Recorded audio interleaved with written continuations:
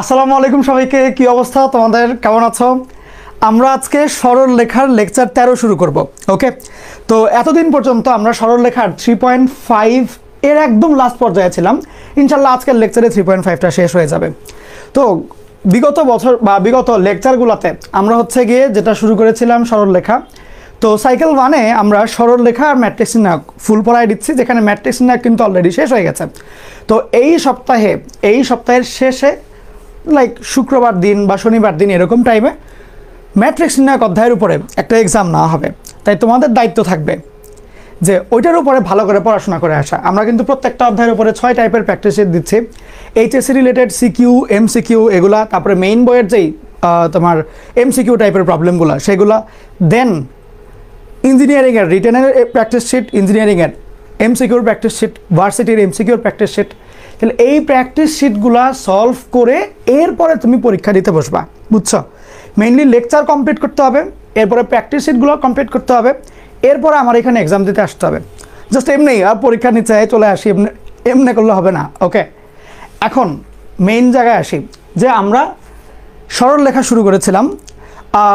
সরল লেখার 3.5 আমরা আগে স্টার্ট করবো আজকে। ওকে, আর আমাদের কিন্তু সাইকেল 2-তে অলরেডি ক্লাস শুরু হয়ে গেছে, ত্রিকোণমিতির ক্লাস চলছে। আর সরল লেখা শেষ হয়ে গেলে আমি সাইকেল 2-তে অন্তরীকরণ ধরবো। ওকে, তো সাইকেল 2 এর কোর্স ফি সামনের মাস থেকে 2500 টাকা হয়ে যাবে। তো যারা সাইকেল 2-তে এখনও জয়েন করো নাই, জাস্ট 2000 টাকায় ফুল ফার্স্ট পেপারের কোর্সে জয়েন করতে পারবা। ভর্তির জন্য এই নাম্বারে বিকাশ বা নগদ সেন্ড মানি করে আমার আইডিতে একটা স্ক্রিনশট পাঠালেই চলবে, বাকি কাজ টিম করে দিবে তোমাকে। ওকে, তো আমরা অলরেডি ত্রিকোণমিতির উপরে প্র্যাকটিস শিটগুলো দিয়ে দেওয়া হয়েছে। যাই হোক, আচ্ছা আমরা এখন সরল লেখা অধ্যায়টা শুরু করছি। চলো, সরল লেখার মধ্যে আমরা গত লেকচার পর্যন্ত যেটা পড়েছিলাম সেটা হচ্ছে অক্ষচ্ছেদী সরল লেখা। তো অক্ষচ্ছেদী সরল লেখার মেইন বেসিক থিমটা কি ছিল? থিমটা ছিল যে মনে আছে দরবেশ বাবার একটা গল্প বলেছিলাম, জ্যোতিষী বাবা, যে জ্যোতিষী বাবার কাছে যায় একজন, বাবা আমার হাত দেখে দেন। তখন জ্যোতিষী বাবা বলে, আরে তোর তো এই সমস্যা ওই সমস্যা। আর ওই লোক বলে, বাবা আপনি কেমনে জানলেন? তো এই হচ্ছে সিচুয়েশান, যে জ্যোতিষ বাবা তোমার হাত দেখে না, তোমার চেহারা সুরত দেখে, তোমার মানে বডি ল্যাঙ্গুয়েজ দেখে অনেক কিছু বলে দিতে পারবে। ওকে, তেমনিভাবে আমরাও সরল লেখার সমীকরণের বডি ল্যাঙ্গুয়েজ দেখে সরল লেখার অবস্থান, এক্স অক্ষ থেকে কতটুকু কাটে, ওয়াই অক্ষ থেকে কতটুকু কাটে, বিভিন্ন প্যারামিটার জেনে ফেলতে পারবো। ওকে, তাইলে এখন কথা হচ্ছে সরল লেখার বডি ল্যাঙ্গুয়েজ বুঝবো কেমনে? তো মেইনলি তোমাকে যদি এই টাইপের একটা সরল লেখা দেওয়া থাকে, তোমার কাজ যেটা হবে, যেটাকে X by something plus Y by something equal to 1 এই ফরম্যাটে নিয়ে আসা। যদি তুমি কোনো সরল লেখার সমীকরণকে এই ফরম্যাটে আনতে পারো, সেই ক্ষেত্রে এক্স এর নিচে যেই ভ্যালুটা আছে এবং ওয়াই এর নিচে যেই ভ্যালুটা আছে, এই দুই ভ্যালু ব্যবহার করে তুমি সরল লেখার আদি অন্ত ভূত ভবিষ্যৎ সব জেনে ফেলতে পারবা। ওকে, এখন থিমটা কি? থিমটা ছিল সহজ জিনিস, যে এটা এক্স অক্ষ, এটা ওয়াই অক্ষ। একটা সরল লেখা এক্স অক্ষ এবং ওয়াই অক্ষ হতে এ এবং বি অংশ কাটবে তখনই যখন এক্স এর নিচে এ থাকবে, ওয়াই এর নিচে বি থাকবে।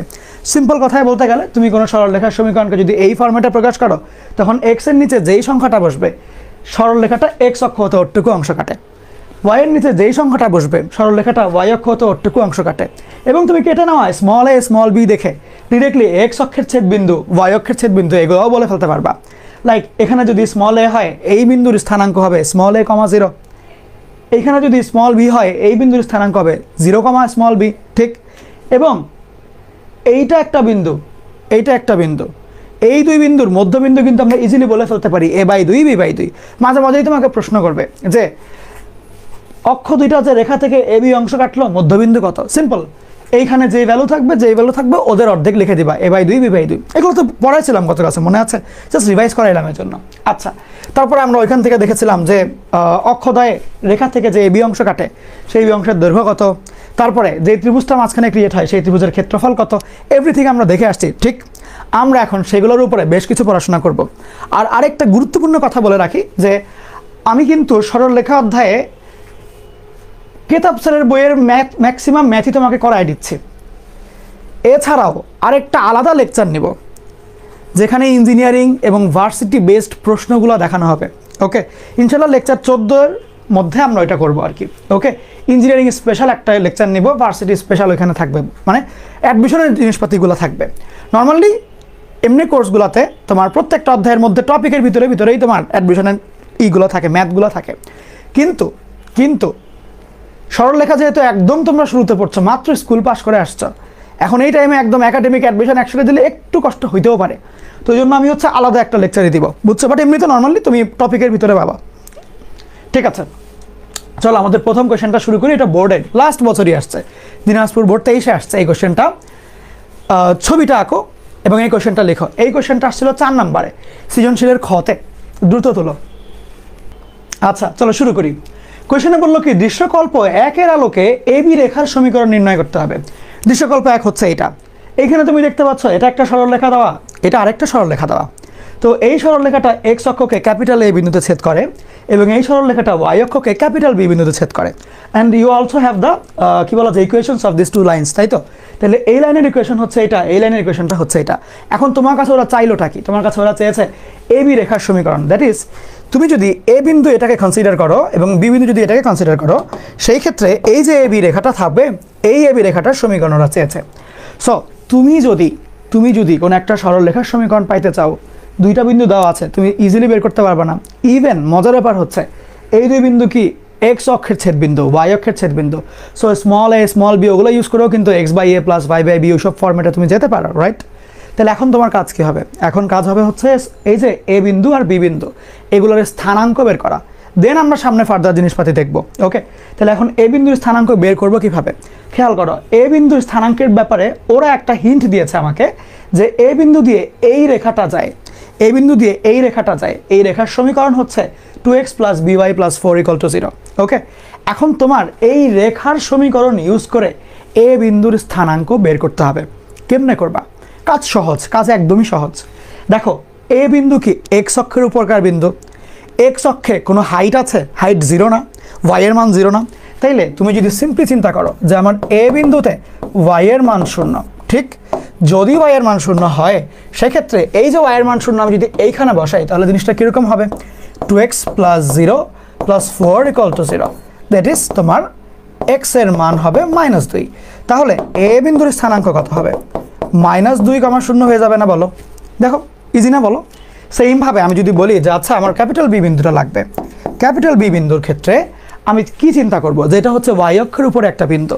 সো ওয়াই অক্ষের উপরে বিন্দুর সাইডে কিছু থাকে না, মানে এক্স এর মান 0 হয়, তাই তো? তাহলে এক্স এর মান 0 হলে এই বিন্দু দিয়ে কোন রেখা যায় সেটা আগে দেখবা। এই বিন্দু দিয়ে যাচ্ছে এই রেখাটা, এই রেখাটা। তাহলে আমার এই রেখার সমীকরণ কত? x + something something. তাইলে এখন আমি যদি বি বিন্দুর এক্স এর মান 0 চিন্তা করে এই এক্স এর জায়গায় 0 বসাই, তাহলে আমার কিন্তু 3y + 6 থেকে y এর মান আমি -2 পাবো। ওই y এর মান আমার b হয়ে যাবে অটোমেটিক, বুঝছো তো? তাহলে একটু লিখে ফেলি চলো, যে আমার বি বিন্দুতে যেহেতু ওয়াই অক্ষের উপরে, তাহলে এক্স এর মান 0, সেক্ষেত্রে আমি 0x + 3y + 6 = 0 লিখতে পারি এবং খুব সহজেই y এর মান লিখতে পারি -2। এতে করে যেটা হবে, বি বিন্দুর স্থানাঙ্ক আমি পেয়ে যাব 0, -2, ঠিক? তাহলে এইবার দেখো যে আমি কিন্তু অলরেডি আমার ক্যাপিটাল এ বিন্দু, ক্যাপিটাল বি বিন্দু এগুলো বের করে ফেলেছি। এখন ওরা আমার কাছে চাইলোটা কি? এ বি রেখার সমীকরণ। এখন তুমিই বলো আমাকে, যদি আমাকে সমীকরণ দেওয়া থাকে আমি এ বি বের করতে পারি কিভাবে? যে এইটুকু হচ্ছে বি ওয়াই অক্ষের উপরে, যেহেতু এইটুকু হচ্ছে এ যেহেতু এক্স অক্ষের উপরে, তখন আমি এ বি লিখে বের করে ফেলি। যদি আমাকে বি বিন্দু আর এ বিন্দু দেওয়া থাকে, আমি কি এই ছেদ বিন্দুর, ধরো সিম্পলি যদি একটু দেখাই দিই তোমাকে, মনে করো যে আমার এখানে -2, 0, তাহলে এই অংশটা -2, ধরো 0, -2, তার মানে কি এই অংশটাও -2। আমি কি এই দুইটা ভ্যালু ইউজ করে x by A Y by b ফর্মেটে যাইতে পারবো না? বলো, ইজি না জিনিসটা? তাহলে চলো আমরা পরবর্তীতে এটা একটু করে দেখি কি অবস্থা হয়। চলো এটা একটু করে দেখি। ওকে, এই জিনিসটা একটু করে আমি দেখি, 1 সেকেন্ড প্লিজ। ওকে, খেয়াল করো, এখন কথা হচ্ছে 1 মিনিট, একটুখানি মনোযোগ দিও, একটুখানি মনোযোগ দিও, যে আমার স্মল এ এর তাহলে মান কত আসলো? -2। স্মল বি এর মান কত আসলো? -2। তাহলে রেখার সমীকরণটা কত আসবে? x by A plus y by B = 1। এটাই আসবে না? বলো, এটাই কিন্তু আসে। দেন তুমি যদি -2 দিয়ে গুণ করে দাও, তাহলে x + y = -2 or x + y + 2 = 0। সহজ তো? লিখো তাহলে, বুঝছো কথাটা? তাহলে তোমার যেটা দেখার বিষয় সেটা হচ্ছে যে আমার কাছে ওরা দুইটা সরলরেখা দিয়েছে, এই দুই সরলরেখার ছেদ বিন্দু হচ্ছে এ আর বি, তাহলে আমি যদি ক্যাপিটাল এ ক্যাপিটাল বি বিন্দুর স্থানাঙ্কটা বের করতে পারি, সেই স্থানাঙ্ক ইউজ করে আমি এ বি রেখার সমীকরণটা ইজিলি বের করতে পারবো। ওকে, তুলে ফেলো, দ্রুত তুলবা। এখন আসো আমরা আরেকটা ম্যাথ দেখব। টাইপ 2 দাও, প্যারামিটার থেকে সমীকরণ। টাইপ 2 দাও, প্যারামিটার থেকে সমীকরণ। টাইপ 2 দাও, প্যারামিটার থেকে সমীকরণ। প্যারামিটার থেকে সমীকরণ মানে আমাকে প্যারামিটার দেওয়া থাকবে, আমি সমীকরণ নির্ণয় করব। আমার কাছে প্যারামিটার দেওয়া থাকবে, প্যারামিটার মানে এ বি এগুলোর মান দেওয়া থাকবে, আমি সুন্দর করে সমীকরণ বের করে ফেলবো। এটা হচ্ছে টাস্ক। তাহলে খেয়াল করো এখানে কোয়েশ্চেনে কি বললো, যে সরলরেখার অক্ষ দুইটার মধ্যবর্তী অংশ 6,2 বিন্দুতে 2:3 অনুপাতে অন্তর্বিভক্ত হয়, তার সমীকরণ নির্ণয় করা লাগবে। তার মানে কি বললো ওরা কথা, যে আমার কাছে একটা সরলরেখা আছে, সেই সরলরেখাটা কি করে দেখো, এক্স ওয়াই বললো আমার কাছে একটা সরলরেখা আছে, সরলরেখার অক্ষদ্বয়ের মধ্যবর্তী খণ্ডিত অংশ, লাইক তুমি জাস্ট চিন্তা করে নাও যে সরলরেখাটা মনে করে এমনি করে আছে, তাহলে অক্ষদ্বয়ের মধ্যবর্তী খণ্ডিত অংশ যেটা, এইটা 6,2 বিন্দুতে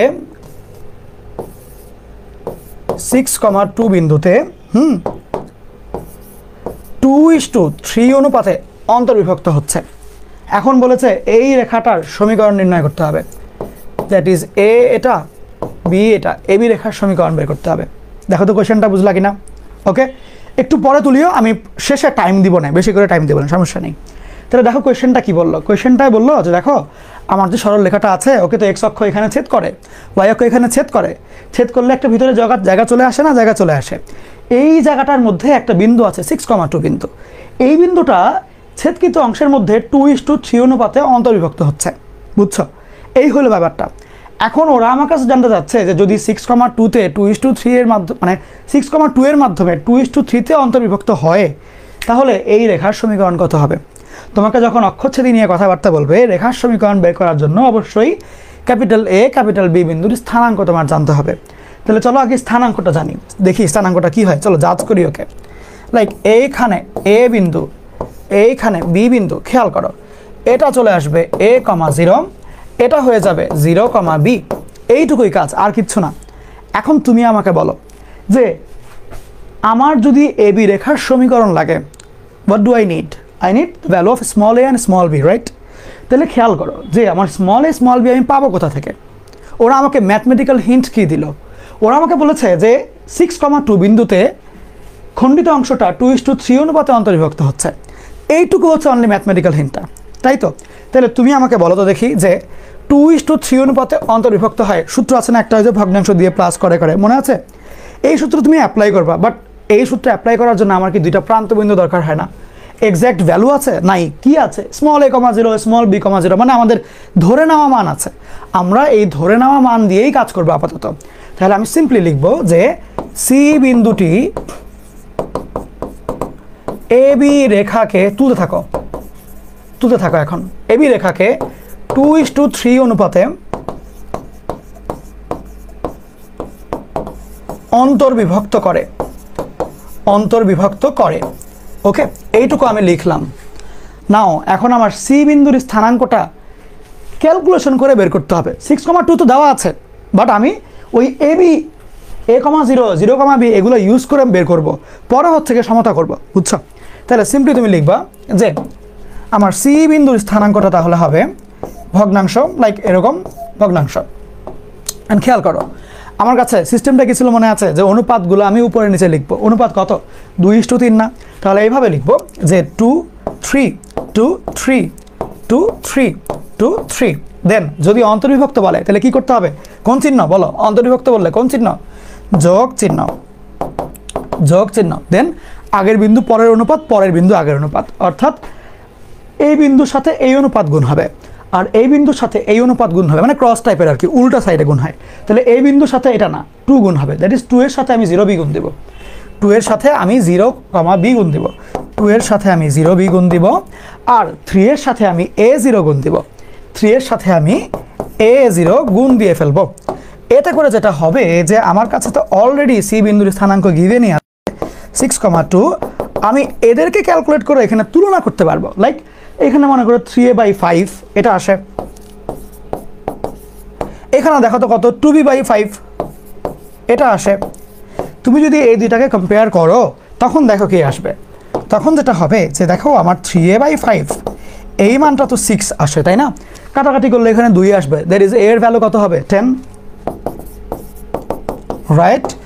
ওইভাবে চিন্তা করলে তাহলে তুমি যদি এই দুইটাকে কম্পেয়ার করো 2b/5 = 2, তাহলে 2b/5 = 2, সেই ক্ষেত্রে আমার b এর মান কত আসে? লাইক এই 5 2 কাটা, তাহলে b = 5, তাহলে b এর মান কিন্তু 5 চলে আসলো। সেই ক্ষেত্রে খেয়াল করো যে আমার সরল লেখা যদি x/a + y/b = 1 হয়, সেক্ষেত্রে স্মল a এর ভ্যালু হবে 10, স্মল b এর ভ্যালু হবে 5।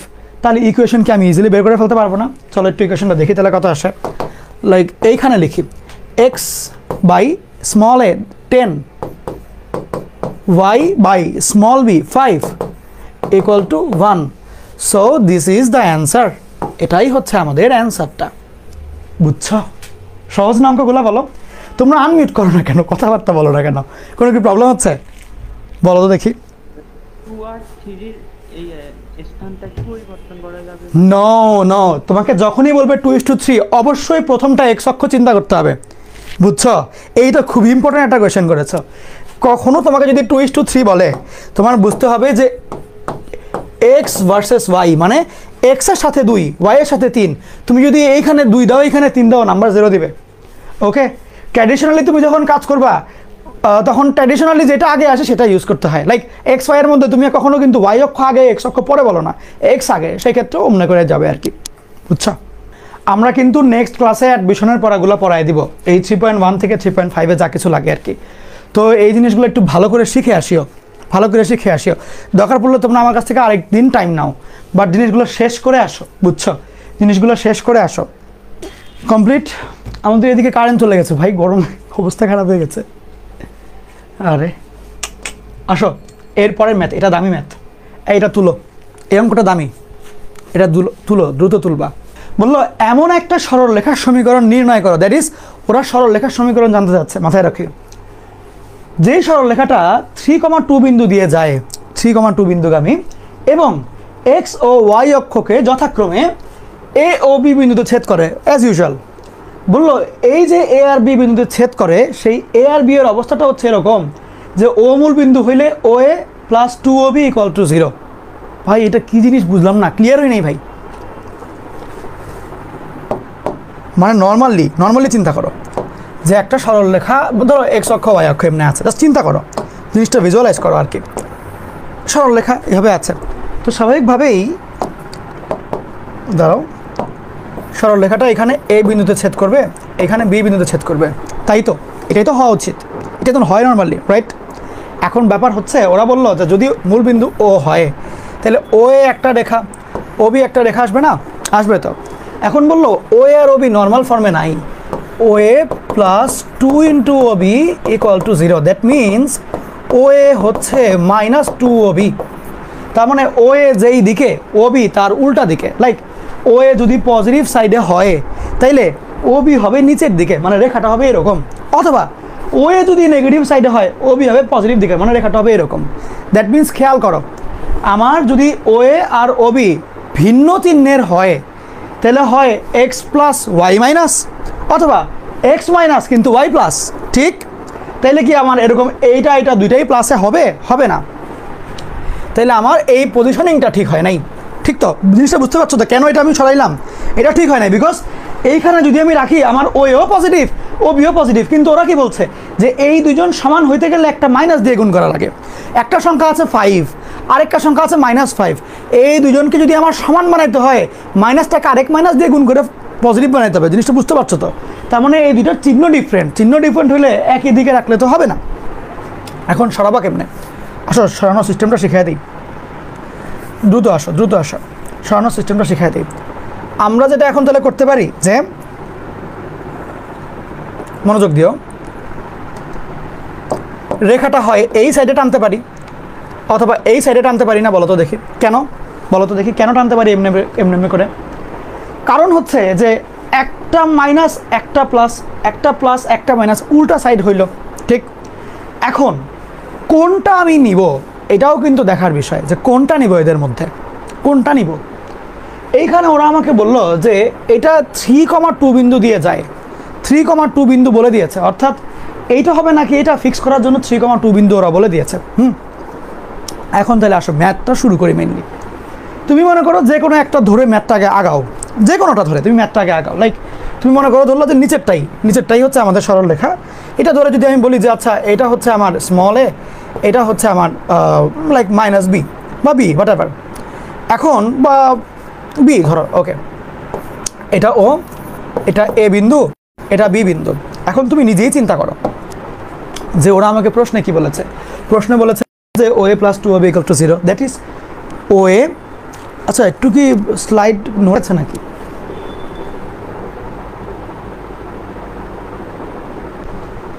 মেবি, যাক ওকে, দেখতে পারলেই হলো। দেখো এখন ও এর মানটা কত? স্মল এ। ও বি এর মানটা কত? Small B. ঠিক, তাহলে দেখো এ আর বি এর মধ্যে একটা সম্পর্ক কিন্তু আমি পেয়ে গেছি অলরেডি, রাইট? সম্পর্ক কিন্তু একটা অলরেডি পেয়ে গেছি যে এ ইকুয়াল টু -2b। ঠিক, এখন যদি বলি আচ্ছা এমনিতে বলো তো দেখি এ বির সম্পর্ক পড়ে, নর্মালি চিন্তা করে আমাকে একটু বলো তো দেখি এই সরলরেখার সমীকরণ কত আসবে? তুমি চোখ বন্ধ করে বলতে হবে না ভাই এটা অক্ষচ্ছেদী সরলরেখা, তাই x/a y/b = 1, এইভাবে বলবা না।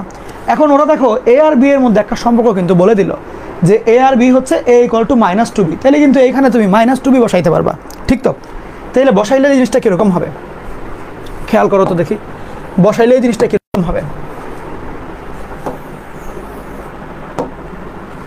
আমরা এটার মধ্যে এই জিনিসটা বসাই দেব যে এর জায়গায় -2b বসাবো। খেয়াল করো x/-2b প্লাস y/b = 1 বলে দিল কিন্তু। এখন কথা হচ্ছে আমার লাগবেটা কি? এক্স্যাক্ট ভ্যালু পাওয়ার জন্য বি এর মান জানা লাগবে, কিন্তু এক্স ওয়াই সরাবো কেমনে? ওই জন্য দেখো ওরা বিন্দুর স্থানাঙ্ক বলে দিয়েছে যে 3, তোমার কাজ যেটা হবে যে এই 3 আর 2 এইটা তুমি এইখানে বসায় দিবা ডিরেক্টলি, বুঝছো? তাহলে দেখো তো কি আসে। যদি 3,2 বসায় দাও, যেটা হবে 3/-2b প্লাস 2 শুধুমাত্র b = 1। তুমি এখন খুব সহজে এখান থেকে লাইক ধরো b কমন নিয়ে ফেললা, 1/b কমন নিলা, তাহলে যেটা হবে যে -3/2 প্লাস 2 = 1। 2 থেকে 1.5 বাদ গেলে কত থাকে? হাফ থাকে, অর্ধেক। তাহলে যেটা করতে পারো যে এই অর্ধেক রয়ে যাক, বি ওই সাইডে চলে যাক, বি = হাফ আসবে। ঠিক, নর্মাল এইটুকু হচ্ছে গিয়ে 0.5 আর কি, হাফ। এইটুকু হচ্ছে গিয়ে হাফ, হাফটা রেখে দিলা, বি এই সাইডে, বি = হাফ চলে আসে। ঠিক, এইটুকু আগে তোলো, এইটুকু আগে তোলো। ঠিক আছে, তাহলে বি এর মান চলে আসছে আমার হাফ। সো বি এর মান যেহেতু হাফ আসছে, এর মানও কিন্তু তুমি বের করে ফেলতে পারবা।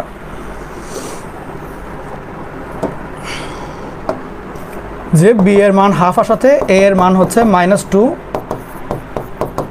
× হাফ, দ্যাট ইজ -1। সুতরাং সরলরেখাটার সমীকরণ কত হবে? x/a plus y/b = 1।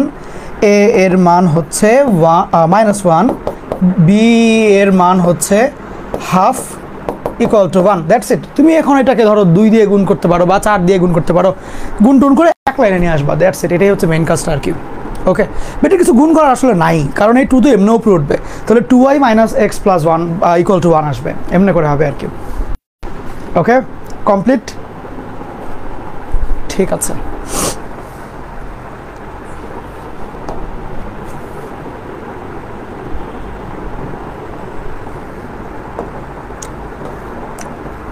হয়ে গেলে বলো তো দেখি। ওকে, কোয়েশ্চেনটার দিকে তাকাও। কোয়েশ্চেনে তোমাকে একটা সমীকরণ দিয়েছে, বললো এই রেখাটা এক্স অক্ষ আর ওয়াই অক্ষকে যথাক্রমে ক্যাপিটাল এ ও বি বিন্দুতে ছেদ করলো। এখন বললো যে আলফাকে তুমি যদি পরিবর্তনশীল মনে করো, সেই ক্ষেত্রে দেখাও যে এ বি এর মধ্যবিন্দুর সঞ্চার পথের সমীকরণ এত আসবে। কেমনে কি বলো তো, কি করা যায়? তোমাকে ওরা বলল যে এই রেখাটা এক্স আর ওয়াই অক্ষকে এ ও বি বিন্দুতে ছেদ করে, এই দুইটার মধ্যবিন্দুর সঞ্চার পথের সমীকরণ নাকি এত। তাহলে আগে এমনি আমাদের নর্মাল চিন্তাটা দেখি যে মধ্যবিন্দুর ক্ষেত্রে ঘটনাটা ঘটে কি। যদি আমার একটা সরল রেখা এরকমভাবে থাকে, সেই ক্ষেত্রে যদি ওর সমীকরণটা হয় হচ্ছে x/a প্লাস y/b = 1, সেই ক্ষেত্রে এই বিন্দুটার স্থানাঙ্ক হবে ক্যাপিটাল A, 0, এই বিন্দুর স্থানাঙ্ক হবে হচ্ছে 0, স্মল b। ঠিক তো? এখন কথা হচ্ছে ওদের যে মধ্যবিন্দু আসে ডি বিন্দু লাইক চিন্তা করলে সেটার স্থানাঙ্ক কত হয় a/2 b/2। তার মানে কি যে আমার মধ্যবিন্দুর স্থানাঙ্ক হয় এই a/2 এই b/2, ঠিক তো? তাহলে ওরা বলল এই রেখার মধ্যবিন্দু সঞ্চারপথ, তাহলে এই রেখার মধ্যবিন্দু কত হবে এটা বোঝার জন্য ওকে তো আগে এই ফর্মেটে আনতে হবে, তখন আমি a/2 b/2 পাবো। তাহলে ভালো করে দেখো যে আমার কাছে যে সমীকরণটা দেওয়া x cos alpha plus y sin alpha equal to p, সেক্ষেত্রে আমি যদি ওই রকম বানাইতে চাই মানে x/a y/b এরকম বানাইতে চাই, তাহলে এই পিটাকে কি 1 বানায় ফেলতে হবে না? তাহলে কি হবে x cos আলফা, একটু মিউট হয়ে যাও কাইন্ডলি ভাইয়া, মিউট হয়ে যাও, y sin alpha by p is equal to 1, right? এখন চিন্তা করো তোমার কি এখানে x এবং y কে ফ্রি বানাইতে হবে, তাহলে ফ্রি করলে কি এটাকে নিচে নামাইতে হবে, রাইট? তাহলে x by p by cos alpha y by p by sin alpha is equal to 1, ঠিক তো নাকি? এখন যদি বলি যে তাহলে অক্ষদ্বয় দ্বারা কর্তৃতাংশের মধ্যবিন্দু কত হবে, এটা বাই 2 কমা এটা বাই 2, একটু মিউট হও, আমি মনে হয় বারবার বলে বোঝাতে পারছি না, নিজের থেকেই মিউট হয়ে রাখো, মানে বুঝতে পারছো। যাই হোক, তাহলে এটা হচ্ছে আমার স্মল এ, এটা হচ্ছে স্মল বি, তাই তো? তাহলে যদি বলি অক্ষদ্বয় হতে কর্তৃতাংশের মধ্যবিন্দু কত হবে, তুমি এই বিন্দুটা বলে দেবো না এই সেটআপে, তাহলে ডিরেক্টলি আমরা লিখতে পারি না। সুতরাং অক্ষদ্বয় হতে কর্তৃতাংশের মধ্যবিন্দু কত আসবে, মধ্যবিন্দুটা কত হবে p/2 cos আলফা, মানে অর্ধেক করলা, এটাকে অর্ধেক করলা, 2টা চলে আসবে, p/2 sin আলফা, এটা হয়ে যাবে না? কিন্তু ওরা কি আমাকে মধ্যবিন্দু সঞ্চারপথের সমীকরণ বলতে বলেছে না? তাহলে মধ্যবিন্দুর যদি সঞ্চারপথ লাগে তাহলে মধ্যবিন্দুকে আমি পি ধরে নিব না? মনে আছে আমাকে আগে যে পড়তা যে যেই বিন্দু সঞ্চারপথ দরকার থাকতো সেই বিন্দুকে তুমি পি এক্স কমা ওয়াই ধরতাম, ওরা আমাকে বললো মধ্যবিন্দুরই সঞ্চারপথ ধরতে, দ্যাট ইজ আমি মধ্যবিন্দুকেই পি এক্স কমা ওয়াই ধরে নিব, ঠিক? তাহলে আমি ক্যালকুলেশন করে এই সরল লেখার থেকে হিন্ট পাইলাম যে আমার মধ্যবিন্দু হয় এটা, কিন্তু ওরা আমাকে মধ্যবিন্দুর সঞ্চারপথ ধরতে বলেছে, তাইলে আমি এখানে ধরে নিব যে ধরিও ওইটার সঞ্চারপথটা হচ্ছে এক্স কমা ওয়াই, কারণ যার সঞ্চারপথ বের করতে বলবে সেই বিন্দুকে তুমি এক্স কমা ওয়াই ধরবা আজীবন, বুঝছো? তাহলে এখানে তুমি ব্র্যাকেটে লিখবা ধরি, এটুক বললেই হবে, প্যারা নাই। এরপরে সামনে আমরা আগাবো, ওকে?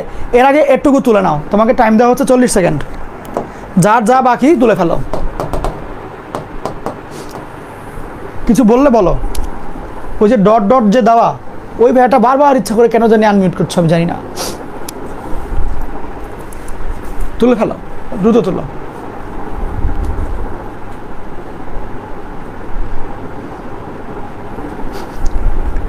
বললো মাহির ভাই আজকে চেতা নাকি?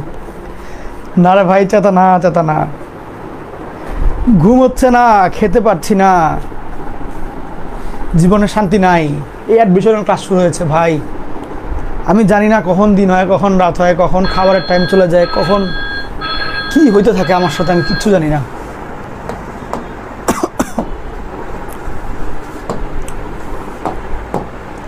আসো এখন এবার আমরা খেলাধুলা করব। কি খেলবো জানো?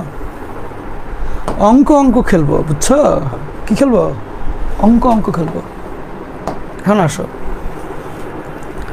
সব ধরাধরির খেলা পরে ধরবো না, ডিরেক্ট এখান দিয়ে স্টার্ট করবো। এক্স ইকুয়াল টু এত, এমনি ধরে শুরু করে ফেলবো।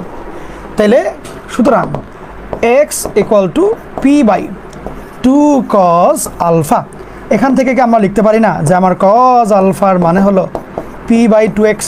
লিখতে পারি, কিন্তু সেইমভাবে খেয়াল করো আমি এটাও কিন্তু লিখতে পারি যে y ইকুয়াল টু এত, y equal to p/2 sin alpha. তাহলে আমার sin আলফার মানটা কত হবে? p/2y হয়ে যাবে। ভাইয়া আপনি হুটহাট cos আলফা sin আলফা আনলেন কেন? কারণ হচ্ছে আমার কাছে ওরা যেই সমীকরণ চেয়েছে সেই সমীকরণে কোথাও কোনো আলফা নাই, তাহলে আলফাটা সরাইতে হবে। তাহলে আমার কাছে এক্সিস্টিং আলফা ছিল হচ্ছে cos আলফা sin আলফা আকারে। আমি একটা সূত্র পারি, স্কুল লেভেলের সূত্র, যে sin square alpha plus cos square alpha এর মানটা হয় 1। তাহলে আমি যদি কোনোভাবে আলফা sin আলফা cos আলফার মান নির্ণয় করে এখানে বসাই দিতে পারি, আমি কিন্তু ডিরেক্টলি এদেরকে সরাই দিয়ে 1 লিখতে পারবো, তাই তো? তাহলে ওই কাজটাই করতে হবে যে আমি এখানে cos আলফা sin আলফা পেয়েছি, সুন্দর করে এটা আমাদের বসাবো। সুতরাং সাইন স্কোয়ার আলফা যোগ cos square alpha equal to 1। Then আমি এইখানে এইটার ভ্যালুগুলো লিখে দিব, that is p/2x whole square যোগ p/2y whole square equal to 1। তুমি যদি এদেরকে বেসিক ক্যালকুলেশনটা করো দেখবো ওইটা চলে আসবে, কিন্তু তুমি করো, আমি করাই দিব তোমাকে। ওকে, করাই দিব এখন তোমাকে, না হোমওয়ার্ক দিব না এটা, কারণ জিনিসটা জরুরি।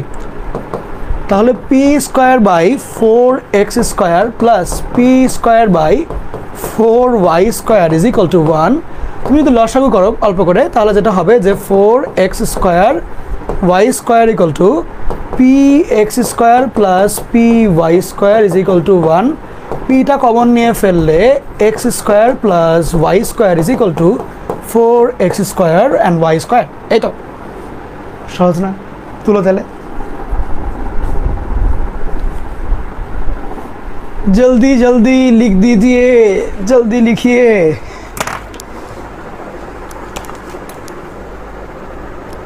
এইটা খুব গুরুত্বপূর্ণ একটা ম্যাথ, এটা তাড়াতাড়ি তুলো, এটা খুবই ভালো একটা অঙ্ক।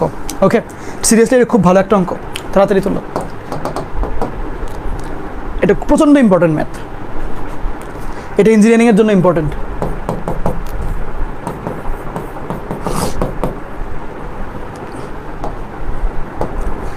বুয়েটে আসতে পারে, এটা রিটেনে এইচএসসিতেও আসতে পারে। দ্রুত তুলিও, হয়ে গেলে বলবা।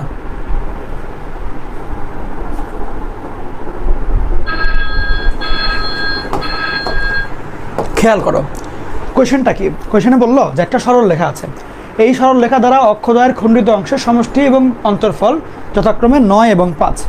তাহলে একটা সরল লেখা দ্বারা অক্ষদ্বয় হতে খণ্ডিত যে অংশগুলা, লাইক এটা যদি এরকম হয়, তো নর্মালি অক্ষদ্বয় হতে খণ্ডিত অংশ, একটা খণ্ডিত অংশ হচ্ছে এ, একটা খণ্ডিত অংশ হচ্ছে বি। কখন? যখন নাকি রেখাটা হচ্ছে এই টাইপের থাকবে, তাই তো। তো বলবো যে ধরি সরল রেখাটির সমীকরণ, ধরির সমীকরণটা হচ্ছে x/a plus y/b is equal to 1। তুমি ধরলা। এখন ওরা বলেছে যে এই যে অক্ষদ্বয় হতে খণ্ডিত অংশ যেটা, এই দুইটার সমষ্টি হলো 9 আর এই দুইটার অন্তর্ফল হলো 5। ঝামেলা যেটা যে অন্তর্ফলকে তুমি এমনি লিখতে পারবে না, বিকজ কার থেকে কাকে বিয়োগ দিচ্ছ ডিফাইন করা নাই, সেই জন্য এই মডুলাস দিতে হবে। এবং সমস্যা এখানে আরেকটা, মডুলাসটা উঠায় ফেললে a - b এর মান হবে ±5। ওকে, তার মানে তোমার কাছে এখানে একটা সমীকরণ আর এখানে দুইটা সমীকরণ, তাহলে এখন এই তিনটা সমীকরণ দিয়ে তোমাকে কাজ করতে হবে। তো জিনিসটা হবে এরকম যে তুমি একবার a plus B equal to 9 আর a minus B equal to 5 এটা দিয়ে করবা, আর একবার a plus B equal to 9 a minus B equal to -5 এটা দিয়ে বের করবা। তাহলে এখান থেকে তোমার কাজ হবে হচ্ছে a এবং b এর মান নির্ণয় করা, সেমভাবে এখান থেকেও a এবং b এর মান নির্ণয় করতে হবে। ওকে, তাহলে এখন কেমনে করা যায়, চলো সামনে আগায় দেখি। তার আগে 10-20 সেকেন্ডের মধ্যে এইটা দ্রুত তুলে ফেলো, হয়ে গেলে ডান বলবা, দ্রুত তুলিও।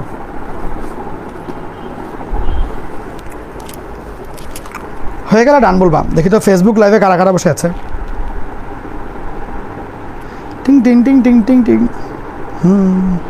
হ্যাঁ বলো ভাইয়া। যাক না, মেডিকেল ড্রিম হলে খালি ভার্সিটিটা সলভ করবা, আর এইচএসসিগুলোতে করতেই হবে মাস্ট। ওই জন্যই তো আলাদা করে দিয়েছি যে কোন অঙ্ক তোমার আগের থেকে করতে হবে, সেগুলো তুমি আগের থেকেই জানো, বুঝছো। আর এখন থেকেই শুরু করবা, অ্যাডমিশন টাইম পরে, তার মানে পরে পরে আমি চান্স পাবো, ব্যাপারটা এরকম হয় না, বুঝছো। মানে এরকম না যে ওই টাইমে পড়া স্টার্ট করে চান্স পাওয়া খুব ইজি হবে, তা না আর কি। এখন থেকে যদি পড়া স্টার্ট করো, তোমার যে বললাম মেডিকেল ড্রিম, তাহলে মেডিকেলের জন্য তুমি এখন থেকে পড়া স্টার্ট করবা, এখন থেকে। 26-এ মাত্র শুরু হচ্ছে, তো তাই এখন থেকে শুরু করবা। যখন যাই পড়বা মেডিকেল টার্গেট করেই পড়বা, যার টার্গেট বুয়েট সে এখন থেকেই বুয়েট টার্গেট করে পড়বা আর কি। হ্যাঁ, এখন থেকেই টার্গেটটা অনুসারে পড়বা। ওকে, টার্গেট অনুসারে পড়বা এখন থেকে। আর ভর্তি পরীক্ষার পরে, এইচএসসির পরে আমি এই পড়বো ওই পড়বো, এগুলোর টাইম থাকে না, বিকজ তুমি 2 বছরেই পড়তে পারো না, 4 মাসে কী পড়ে ফেলবা, ঝামেলা এটা আর কি। হ্যাঁ, অনেকে আছে অমানসিক পরিশ্রম করে তখন একটা ভালো রেজাল্ট করে ফেলে, বাট এটা খুবই অল্প সংখ্যক। ওকে, সো মানে exceptions cannot be an example, right? তো এই হচ্ছে কথা।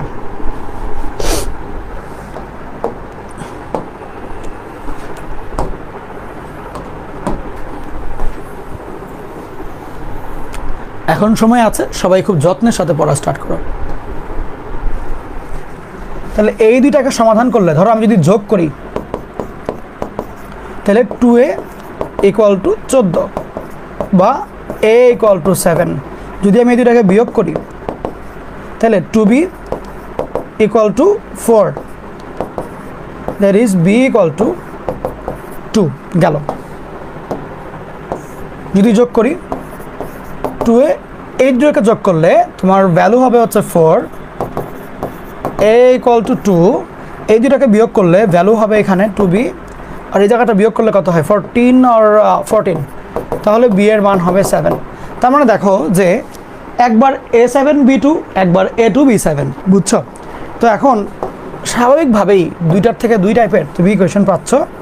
একটার থেকে x/7 plus y/2 equal to 1, আরেকটার থেকে x/2 plus y/7 equal to 1।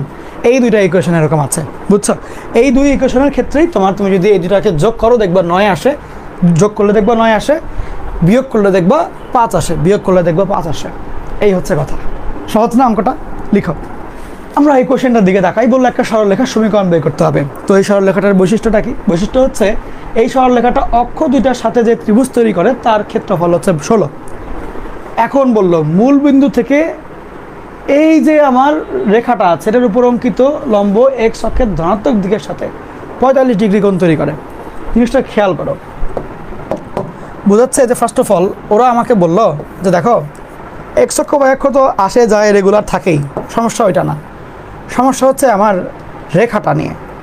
যে রেখার মধ্যে এইখানে একজন হয় এ আর আরেকজন হয় বি, তো ওদের ভাষ্যমতে হাফ এ বি এর মডুলাস ইকুয়াল টু 16, এটা ওদের ভাষ্যমতে। এখন ওরা যেটা বলল সেটা হচ্ছে যে যদি আমি মূল বিন্দু হতে এখানে লম্বটা নিই, এই লম্বটা এক্স অক্ষের ধনাত্মক দিকের সাথে 45 ডিগ্রি কোণ তৈরি করে, এইটা ওরা আমাকে বলে দিয়েছে। এখন এটার গুরুত্বটা কোন জায়গায় সেটা তোমাকে বলি, মনোযোগ দিয়ে একটু শুনিও। গুরুত্বটা হচ্ছে যে হ্যাঁ ঢাল বান তো ঠিক আছে, বাট মানে আমার দরকারটা কি আসলে? আমার দরকার কিন্তু এই সাদা রঙের রেখা, সাদা রেখার ঢাল কিন্তু বান না, আমার সাদা রেখাটা দরকার। সাদা রেখার সমীকরণ বের করার জন্য আমার স্মল এ স্মল বি এর মান লাগবে। স্মল এ স্মল বি এর একটা হিন্ট হচ্ছে এটা। এখন আরেকটা হিন্টের জন্য ওরা আমাকে বললো যে যদি মূল বিন্দুর থেকে আমি এখানে লম্বটা নিই, সেই লম্বটা একদম এক্সের সাথে 45 ডিগ্রিতে থাকে। এইটার একটা স্পেশাল মানে আছে। সবাই খাতা কলম একদম ছেড়ে দাও, কলমটা রেখে দাও, রেখে দিয়ে এরকম করে মনোযোগ দিয়ে শুনো আমি কি বলি, খুব মনোযোগ দিয়ে শুনবা। ব্যাপারটা হচ্ছে যে মনোযোগ দিও, এই জায়গা যদি 45 হয় তাহলে কি এটাও 45 হবে না বলো তো? কেন? কারণ হচ্ছে এইখানে এইটা একটা সমকোণী ত্রিভুজ, একটা কোণ 90 হইলে 180 মিলানোর জন্য বাকি দুজন মিলেও 90 হওয়া লাগবে। তাহলে যেহেতু ও 45, 90 হইতে হইলে ও 45 হওয়া লাগবে।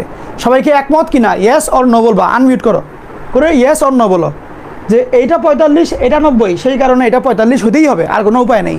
হ্যাঁ নাকি না?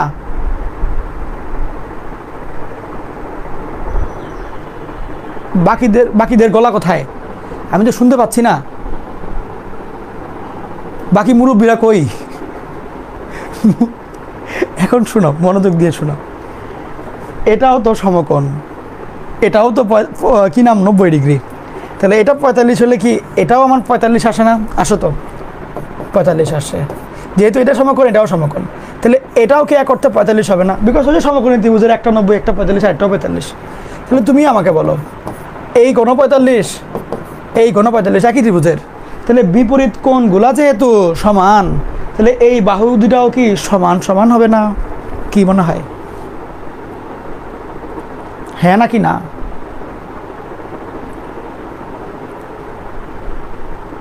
দয়া করে মুরব্বীরা একটু আনমিউট করো, করে একটু আমাকে জানায় বাধিত করো আর কি। ইয়েস যেহেতু এই কোনো 45 এই কোনো 45, তাহলে বিপরীত কোণগুলো সমান বলে বিপরীত বাহুগুলোও সমান হবে। তাহলে সেই কারণে আমরা কিন্তু বলতে পারি যে দেখো আমার এ এর যা মান বি এরও তাই মান। একটা ব্যাপার গেল। দ্বিতীয় কথা, যে লম্বটা এক্স অক্ষের সাথে 45 ডিগ্রির কোণ তৈরি করে, এইটা কেবলমাত্র ফার্স্ট কোয়াড্রেন্টেই পসিবল।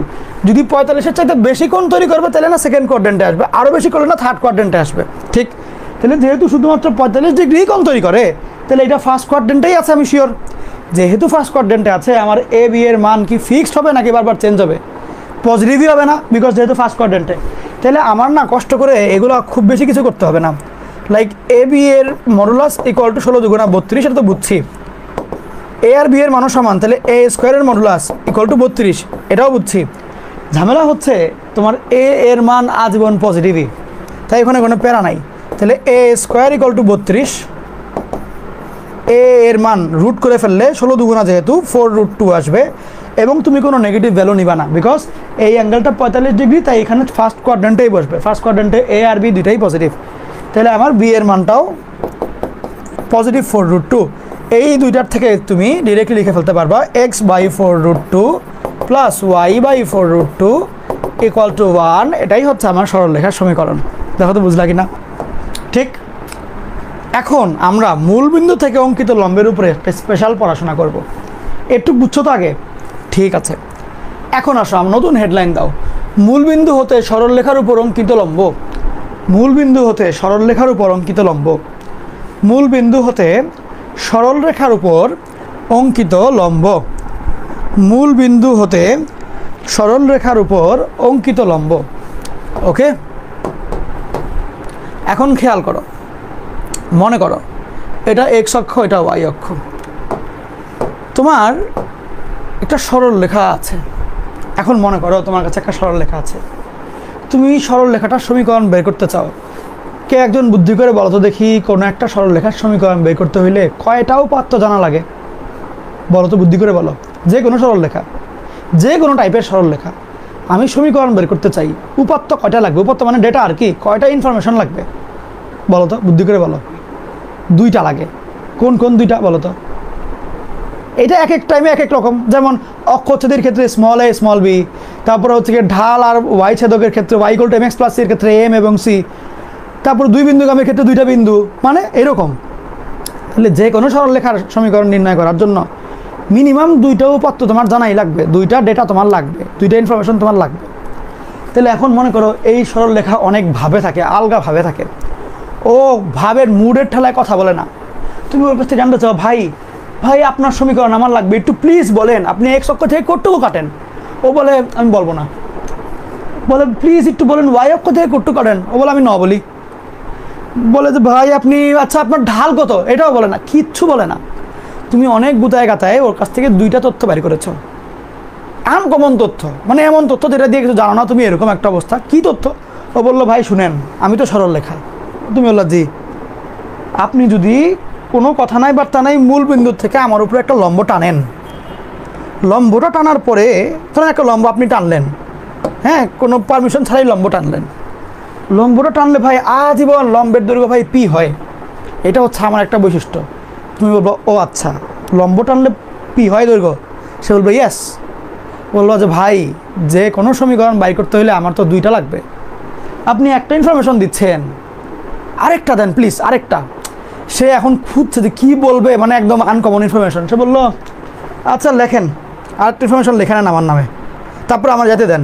আমি প্রথম বললো যে এই যে লম্বটা টানবে সেটা এক্স অক্ষের সাথে আলফা কোণ তৈরি করে ভাই। এটাই সরলরেখাটা বললো যে আমার বৈশিষ্ট্য হচ্ছে মূল বিন্দুর থেকে আমার উপরে লম্ব টানলে লম্বের দৈর্ঘ্য হয় পি, আর এই লম্বটা এক্স অক্ষের ধনাত্মক দিকের সাথে আলফা কোণ তৈরি করে। আর কিছু জিজ্ঞেস করেন না ভাই, এরপর আপনার সমীকরণ বাই করতে ইচ্ছা করলে করেন, না করলে আমার ছেড়ে দেন। ও বলে এটা বলে ও চলে গেল গে। এখন তোমার দায়িত্ব হচ্ছে এই পি এবং আলফা ব্যবহার করে ওর সমীকরণ যেমনেই হোক এটা আনি কষ্ট বের করতে হবে। কেমনে বের করবা বলো তো, কি করা যায়? টেকনিক আছে এটার একটা, টেকনিক আছে। টেকনিকটা হচ্ছে এরকম যে, মনোযোগ দিও, টেকনিকটা হচ্ছে এরকম, সমীকরণটা দেখতে হবে, বা আচ্ছা তোমাকে একটা দামি জিনিস শিখাবো কি না, আচ্ছা আগে এমনি নর্মালটা শিখাই, জিনিসটা বুঝো। টেকনিকটা খুব সহজ, যে তোমার যদি পি এর মান জানা থাকে লম্ব আর এই আলফার মান জানা থাকে, তুমি বলতে পারবা এই সরলরেখার সমীকরণটা হচ্ছে X cos alpha plus Y sine alpha equal to P. That's it, A to P. এইবার তুমি এটা দিয়ে পুরো যে কোনো কাজ করতে পারবা, বুঝছো? যে তোমাকে যদি কখনো মূল বিন্দু থেকে অঙ্কিত লম্বের দৈর্ঘ্য এবং সেই লম্বের সাথে এক্স অক্ষের কোণ বলে দেওয়া থাকে, তুমি ডিরেক্টলি এই দুইটা উপাত্ত ইউজ করে সরলরেখার সমীকরণ বের করতে পারবা। ওই সমীকরণটা হবে X cos alpha plus Y sine alpha equal to P. এই হচ্ছে অবস্থা। ওকে, লিখো তাহলে।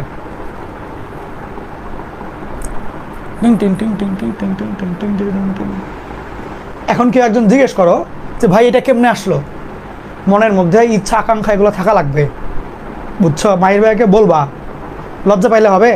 ম্যাক্সিমাম কোচিংয়ে তোমার খালি একটু কিছু খাবে। তোমার এখন দায়িত্ব হচ্ছে এটা জিজ্ঞেস করা, আমাকে জিজ্ঞেস করো ভাই এটা কেমনে আসলো, জিজ্ঞেস করো। বলো না কেন, লজ্জা পাও কেন, বলো।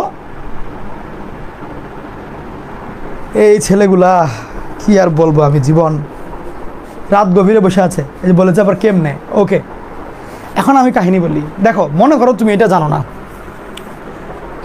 তুমি এমনিতে জানোটা কি? তুমি জানো হচ্ছে যে যদি এই জায়গায় এ দেওয়া থাকে আর এই জায়গায় বি দেওয়া থাকে, তাহলে তুমি খুব সহজে সমীকরণ বের করতে পারো। সমীকরণটা কত হয়? যে X by A plus Y by B equal to 1। এটা জানো তো? ওকে, এখন খেয়াল করো, যদি আমার এই দৈর্ঘ্যটা হয় পি, এটা আলফা, তাহলে এটা কত হবে? 90 মাইনাস আলফা। ঠিক, 90 মাইনাস আলফা, যেহেতু পুরোটা 90 ডিগ্রি। তাহলে এখন আমাকে তুমি বলো যে এই এ এর মান কত আর বি এর মান কত? খেয়াল করো, এ এর মান বের করতে চাই আমি, পি আলফা এ, এই তিনটা ইউজ করে বের করব। তাহলে এটা অতিভুজ, আলফার সাথে এটা হচ্ছে ভূমি, তাইলে হ্যাঁ পি কজ আলফা। সেমভাবে যদি আমি বলি বি এর মান, বুঝো বি, এটার জন্য বি হচ্ছে ভূমি, ঠিক, এটার জন্য বি হচ্ছে ভূমি, আর এটা হচ্ছে আমার, না সরি ভুল বললাম, এটার জন্য বি হচ্ছে অতিভুজ, আর যেহেতু সংলগ্ন কোণ পি হচ্ছে ভূমি, তাহলে বলো কত হবে?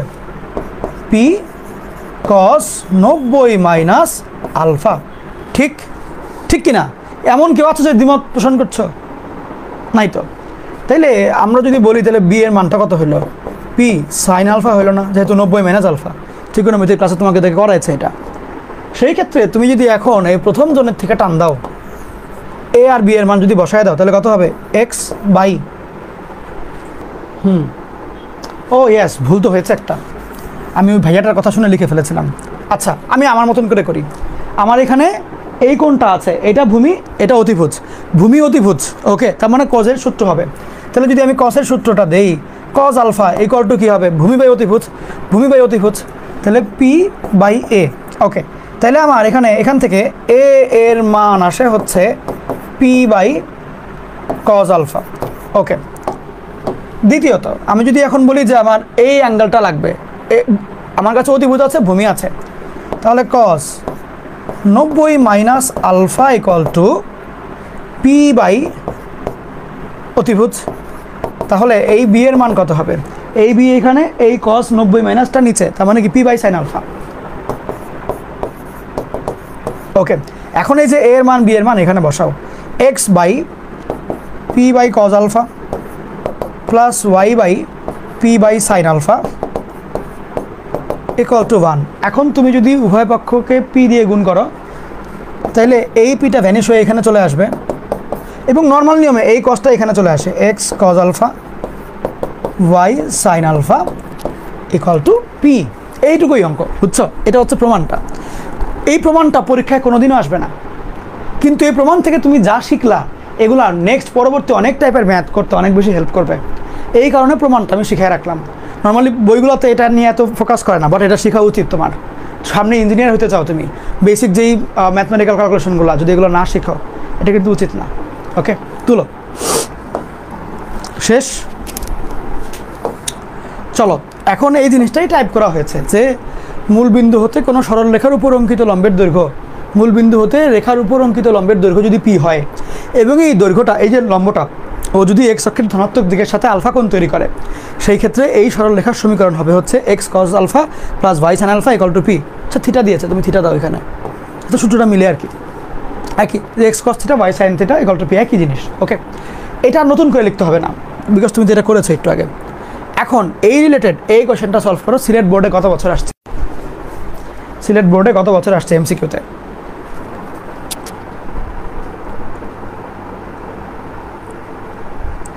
মাইক কাজ করছে না কেন? আমি কিন্তু সবাইকে আনমিউট করার পারমিশন দিয়ে রেখেছি। ওকে, তোলা হয়ে গেলে বলবা। ছবি আঁকবা, মূল বিন্দু থেকে দৈর্ঘ্য √3, এটা 60 ডিগ্রি। এখন আসো, বললো এবি সরলরেখার সমীকরণ কত? তুমি কি জানো যে আমার টেকনিকটা হচ্ছে X cos alpha plus Y sine alpha equal to P. P এর মান ওরা বলেছে √3, আলফার মান বলেছে 60 ডিগ্রি, তাহলে X cos 60 degree plus Y sine 60 degree.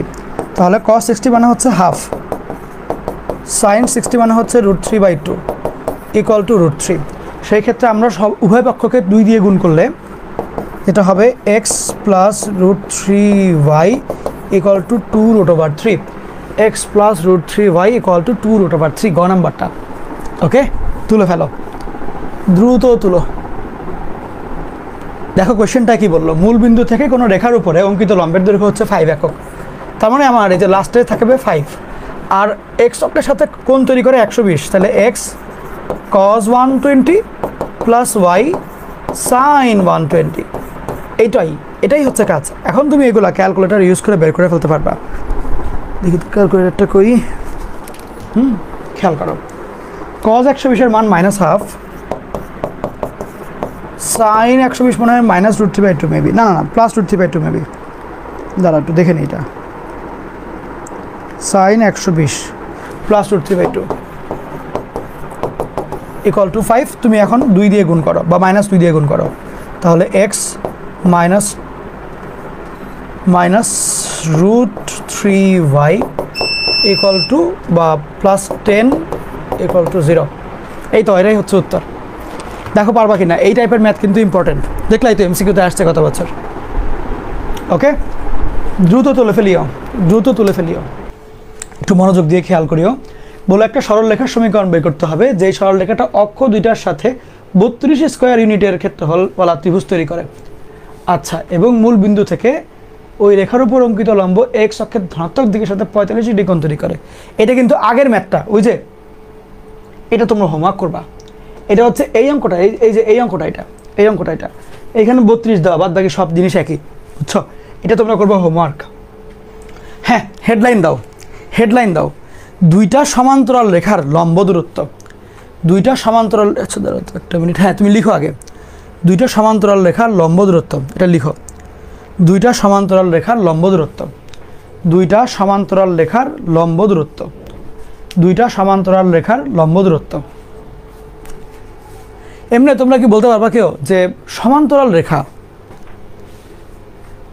এটা মানে কি? একই দিকে তাকায় আছে না? মনে করো তোমরা 2 বন্ধু মিলে একজনের দিকে তাকায় আছো, এরকম মানে কি একই দিকে চোখ, একই দিকে দৃষ্টি, দিকটা একই। তাহলে সরল রেখার ক্ষেত্রে দিক নির্দেশ করে কে? কার উপর ডিপেন্ড করে? ঢালের উপরে না। একটা সরল রেখা যে দিকে তাকায় আছে, আরেকটাও ওই দিকে তাকায় আছে, তার মানে কি দিকটা সেম, তাহলে ঢালগুলো সেম হবে না। তাহলে খেয়াল করো যে যদি তোমার ax plus by plus c equal to 0 একটা রেখা হয়, মনে করো 1 2 দাও আর কি, 1 1 1 ধরো, আর a2x plus b2y plus c2 equal to 0 আরেকটা রেখা হয়, এই দুইটা সমান্তরাল তখনই হবে যখন ওদের ঢাল সেম থাকবে। তাইলে তুমি কি বলতে পারবা যে এটার ঢালটা কত? -a1/b1। যদি বলি এটার ঢালটা কত? -a2/b2। ঠিক, তাইলে আমি যদি ওদের ঢাল সেম কাউন্ট করি,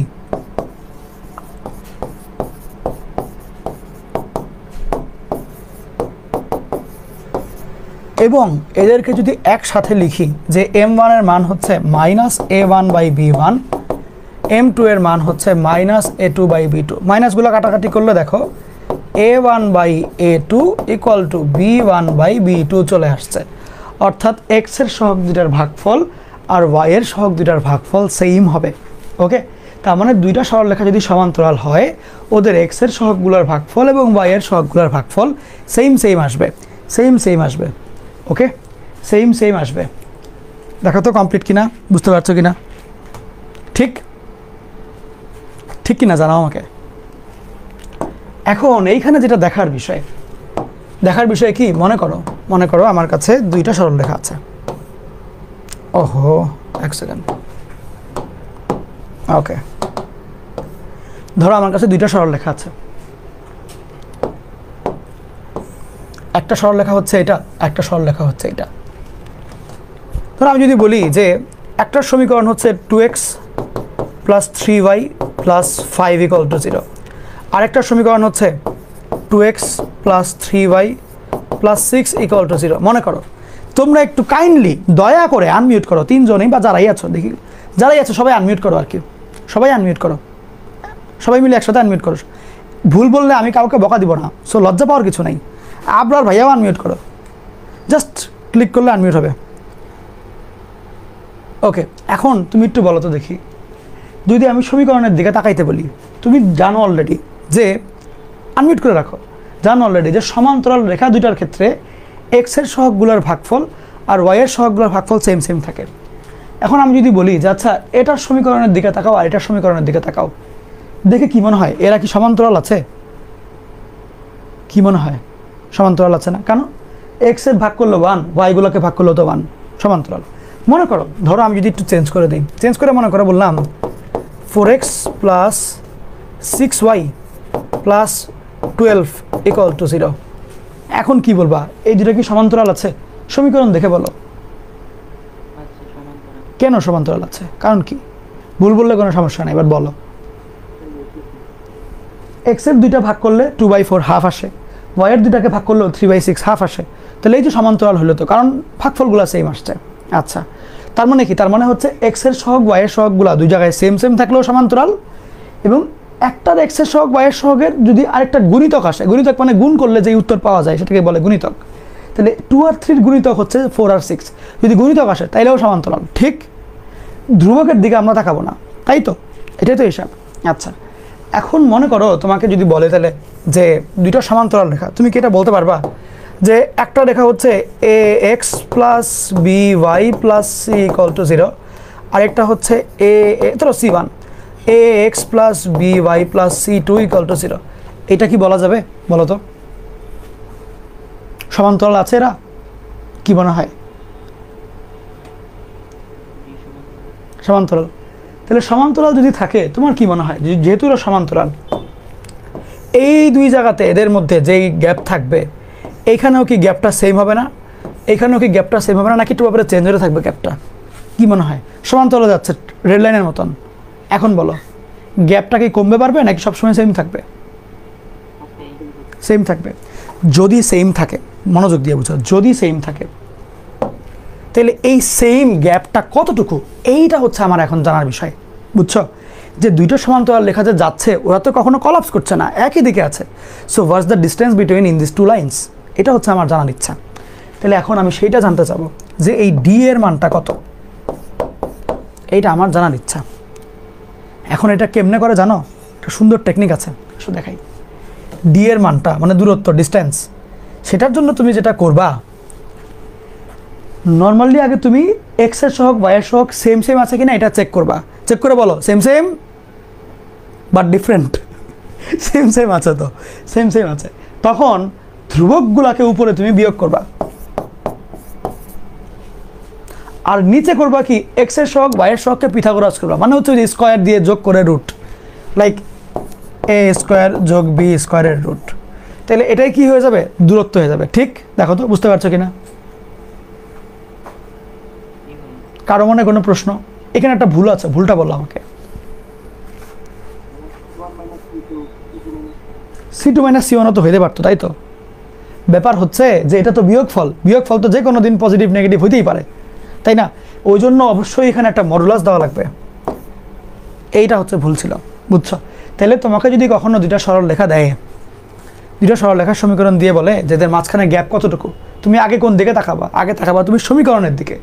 সমীকরণে এক্স এর সহগ ওয়াই এর সহগ কি দুইটার মধ্যেই সেম কিনা, সেম যদি না থাকে, লাইক 4x 6y এরকম থাকে, গুণ ভাগ করে দুইটাকে সেম বানায় নিবা আগে। তারপরে তুমি সেম বানানোর পরে এই সি একটার থেকে আরেকটা বিয়োগ দিয়ে মডুলাস করবা। আর সেম হওয়ার পরে যেই এক্স ওয়াই আসছে সহগগুলা, ওগুলো নিচে এরকম স্কোয়ার দিয়ে যোগ দিয়ে রুট। দেখো তো বুঝছো কিনা? ইয়াস অর নো?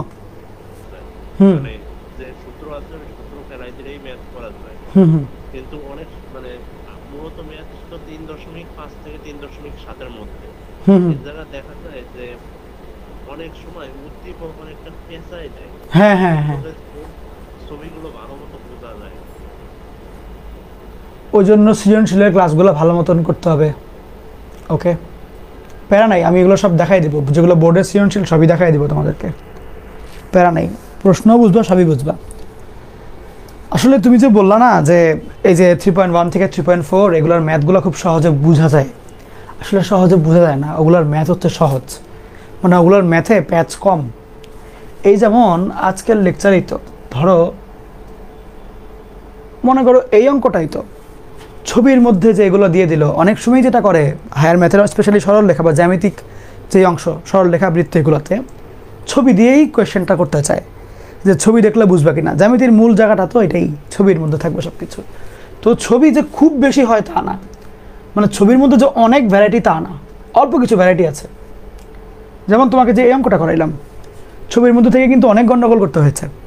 তো এটাই বললাম, ছবির যে অনেক টাইপের ছবি তাও না, ছবির কিছু স্পেসিফিক টাইপ আছে, মানে 8-10 টাইপের ছবি আছে, এগুলো দিয়ে আজীবন ঘুরায় ফিরায় ম্যাথগুলো দেয়।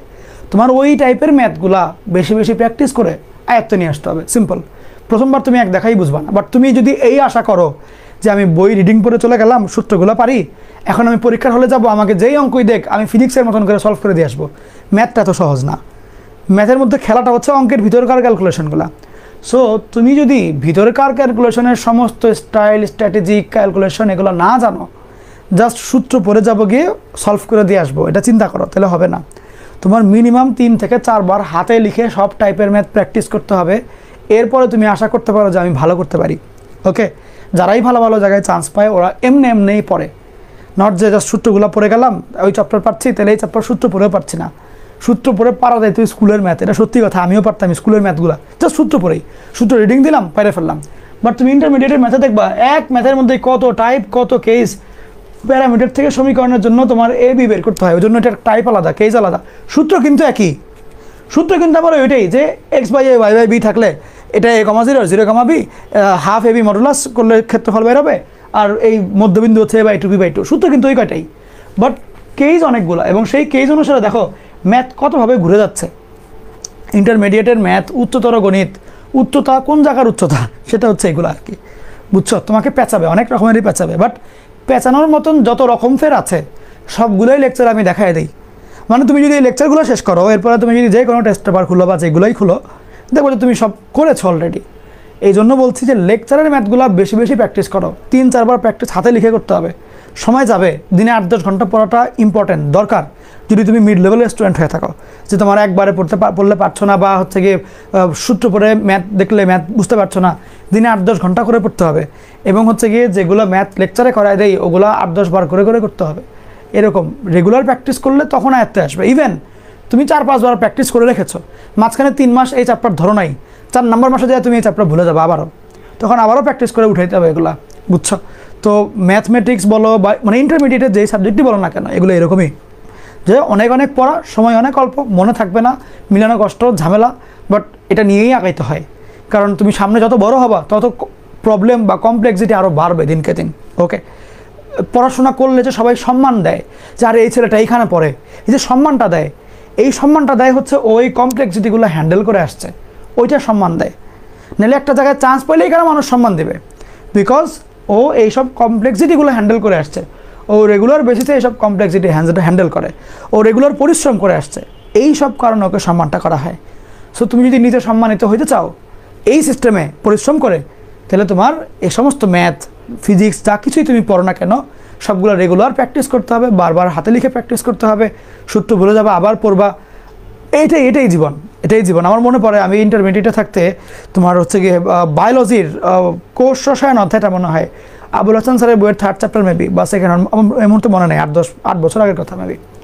তো আমি তখন ওই সময় মনে আছে জাস্ট ওই একটা অধ্যায় পড়তে আমার 3 দিন টাইম লেগেছিল। আমি এক দিনে হয়তো বা 8-10 ঘন্টা করে পড়েছিলাম, বাট আমার 3 দিন টাইম লেগেছে, বুঝিও মানে প্রায় 20-30 ঘন্টা।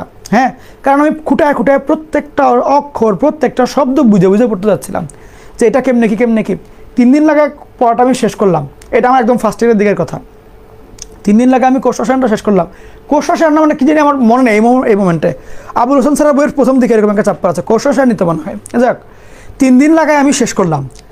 করার পরে যেদিন আমার অধ্যায়টা শেষ হইলো, প্রথম দিন মানে 3 নাম্বার দিনের প্রথম দিন যেটা পড়েছিলাম সব ভুলে গেছি, টপিকের নামই মনে নেই। অথচ আমি এত সময় লাগায় পড়লাম, মানে একবার পরে কিছুই হয় না। তোমার এটা আরও 3-4 বার যদি আমি পড়ি তখন যায় আমার মনে হবে যে আচ্ছা টপিকগুলো এগুলো টপিকের মধ্যে এগুলো ছিল, তাও দেখা যাবে ডিটেইল অনেক ভুলে গেছি। মানে অনেকবার পড়া লাগবে একই জিনিস, অনেকবার রিভিশন করতেই থাকতে হবে। তো এটা শুধুমাত্র বায়োলজির কথা বললাম, ফিজিক্স কেমিস্ট্রি ম্যাথ সবগুলোর ক্ষেত্রে একই নিয়ম, জাস্ট সূত্র পড়ে পেরে যাবো, এটা হাস্যকর আর কি। সূত্র পড়ে যদি পড়ে যেত গিয়ে তাহলে তো সবাই বইটা পড়তো, বুঝে নেই ঝামেলাটা। অনেক কমপ্লেক্স করবে, অনেক চিন্তা আনবে, এবং রিয়েল লাইফে তো এটাই হয়। আসলে তোমার রিয়েল লাইফ প্রবলেম, তুমি যখন ইঞ্জিনিয়ার হবা তখন তোমার কাজ থাকবে নতুন নতুন জিনিস নিয়ে আসা। কেউ একজন সমস্যা দিবে, তুমি এটা সলভ করবো, এটা না, তুমি এমন জিনিস নতুন সলভ করে নিয়ে আসবা, কেউ জানাও না এটা সমস্যা, কিন্তু পায়ে খুশি হয়ে যাবে গে। কথা বুঝছো? ইঞ্জিনিয়াররা তো এটাই করে, যে নতুন নতুন আবিষ্কার নিয়ে আসে, নতুন নতুন টেকনোলজি নিয়ে আসে। কেউ প্রবলেম আইনা দিয়েছে, ও সলভ করে দিয়েছে, ওইটা না। কেউ জানেও না যে এটা প্রবলেম, কিন্তু ও নিজের থেকে একটা প্রবলেম চিন্তা করে ওইটাকে এমনভাবে সলভ করেছে, মানুষ টাকা দিয়ে ওইটা কিনে। যেমন তুমি আইফোনের দিকে তাকাও, এত ভালো ক্যামেরা, এর আগে কেউ জানতো ক্যামেরা এত ভালো হতে পারে? জানতো না কিন্তু। তাহলে এটা যে প্রবলেম, এটা কেউ জানেই না যে ক্যামেরা এত ভালো হতে পারে। তাহলে আইফোনের ইঞ্জিনিয়াররা নিজেরাই বুঝলো যে ক্যামেরা যদি এটা ক্যামেরা এখন খারাপ অবস্থায় আছে, কেউ কমপ্লেন করে না, কিন্তু এটা খারাপ। তাহলে আমরা এটাকে আরও ভালো করি, এরপরে এক ফোন আমি রাখবো 1.5 লাখ টাকা। ভাই, ফোন বানাইতে এটা 20-30 হাজার টাকা খরচ হয় হয়তো বা, বাট দাম রাখে 1.5 লাখ টাকা। কেন? বিকজ ওদের যে প্রবলেম ওইটা কেউ জানতো না, ওরা নিজেরা প্রবলেম আবিষ্কার করেছে, নিজেরা ওইটা সলভ করেছে, এবং দেখাচ্ছে এই দেখো তুমি যে এই ফোনে ছবি তুলো এটা তোমাকে পচা লাগে, আমার ফোন দিয়ে ছবি তুলো অনেক সুন্দর লাগবে, এই নাও 1.5 লাখ টাকা দিয়ে কিনো। তাহলে এই হচ্ছে অবস্থা। তুমি যখন বড় ইঞ্জিনিয়ার হবা, তো বড় ইঞ্জিনিয়ার হওয়ার জন্য তোমাকে প্রবলেম এই লেভেলে সলভ করতে হবে। তো এখন তো তোমাকে তারপরে প্রশ্ন দিয়ে দেয়, তুমি প্রশ্ন দেখে বলো ভাই প্রশ্ন বুঝি না, বাট রিয়েল লাইফে তুমি যদি বড় ইঞ্জিনিয়ার হতে চাও, প্রশ্নও দিবে না, কিচ্ছু দিবে না, প্রবলেমও দিবে না, তোমার নিজে প্রবলেম চিন্তা করে ওই প্রবলেম সলভ করে ওইটার থেকে টাকা আনতে হবে, বুঝছো? সো তুমি যদি ভালো ইঞ্জিনিয়ার হতে চাও, এগুলা খুবই লো কোয়ালিটির পড়াশোনা, এগুলোর সাথে খাপ খাওয়াইতে হবে। প্রথম কষ্ট লাগবে, বাট খাপ খাওয়াই ফেলতে হবে, এবং খাপ খাওয়াইতে বেশি দিন লাগবে না, টানা 2 সপ্তাহ জাস্ট দিনে 8-10 ঘন্টা করে পড়ো, দেখবো 16 নাম্বার দিনে তুমি সুস্থ হয়ে গেছো। সব দেখবো আরাম লাগে, ভাল লাগে, পড়াশোনা ভাল লাগে, অঙ্ক সব সহজ লাগে, এরকম লাগবে। 2 সপ্তাহ খালি প্র্যাকটিস করো, এনাফ। আসো এখন, এবার একটু আগে যা কিছু তোমাকে পড়াইলাম টাইপ করা হয়েছে, যে ধরো আমার কাছে 2টা সরলরেখা আছে, এই 2টা সরলরেখার যদি 1 সেকেন্ড প্লিজ, একটু সময় দিও।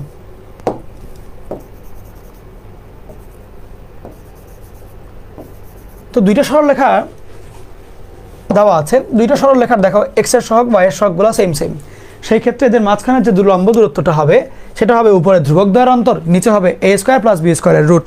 ওকে, এখন মনে করো আমাকে কোশ্চেন দিল এই 2টা সমান্তরাল রেখা, বললো এদের মাঝখানের দূরত্বটুকু কত। তুমি কি করবা? দেখো এইটা 3x - 2y, এটা 6x - 4y, তাহলে এরা কি সমান অবস্থায় আছে? না, সমান বানাইতে হবে। তো নর্মালি এটা তো ফিক্সই আছে যে 3x - 2y - 1 = 0 লিখতে পারো সর্বোচ্চ, কিন্তু ওর জন্য কি করবা? ওকে 2 দিয়ে ভাগ করবা জোর করে, তাহলে 3x - 2y + 9/2 এটা লিখলা। এখন দেখো এক্স এর সহগ ওয়াই এর সহগ কি সেম হইল না? এইবার তুমি চলে যাবা যে মধ্যবর্তী লম্ব দূরত্ব যেটা, বা মধ্যবর্তী দূরত্বের দিকে। তাহলে মধ্যবর্তী দূরত্বের ক্ষেত্রে জিনিসটা কেমন হবে? নিচে হচ্ছে থাকবে 3² + 2² এর রুট, বলতে পারো ভাই মাইনাস আছে তো, বাট মাইনাস স্কোয়ার করলেও সেমই। আর উপরে হচ্ছে কি -1 - 9/2 এর মডিউলাস, দ্যাটস ইট, এইটুকুই। তাহলে এখানে 4.5 আর এখানে 1, 5.5, আর নিচে হচ্ছে 3² + 2², যাই আসে। ওকে, 9 আর 4 কত হয়? 13 এর রুট, তাহলে 11/2√13 এত একক। দূরত্বের কথা জিজ্ঞেস করলে একক শব্দটা লিখতে হবে। ওকে, ও বলেছো ফর্মুলা মনে থাকে না, ফর্মুলা মনে রাখার জিনিস না, ফর্মুলা ভুলে যাবা, এটাই স্বাভাবিক, আমি এখনও ভুলে যাই অনেক ফর্মুলা। যেটা করতে পারো যে তুমি যখন ম্যাথ করতে বসছো সেই ক্ষেত্রে যখন যেই অঙ্কে ফর্মুলা লাগবে সেই ফর্মুলা দেখে দেখে অঙ্ক করবা, কোনো সমস্যা নাই। আমি জাস্ট বলি শুনো, তুমি মনে করো একটা অঙ্ক করতে বসছো, ধরো এই অঙ্কটাই তুমি করতে বসছো, তোমার এই ফর্মুলাটা মনে নেই, তুমি অঙ্কটা হাতে নিবা, নেওয়ার পরে ফর্মুলা মনে নেই, তুমি বই খুলে বা আমার স্লাইড খুলে ফর্মুলাটা দেখে দেখে ম্যাথটা করবা।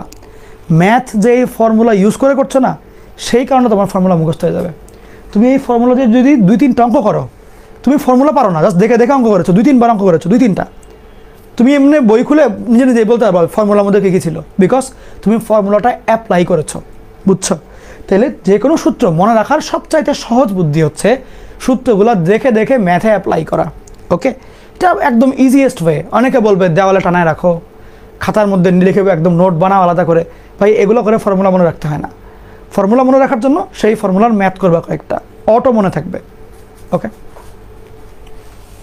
তোলা শেষ হয়ে গেলে আমাকে বলিও, শেষ হয়ে গেলে আমাকে বলবা। ডান,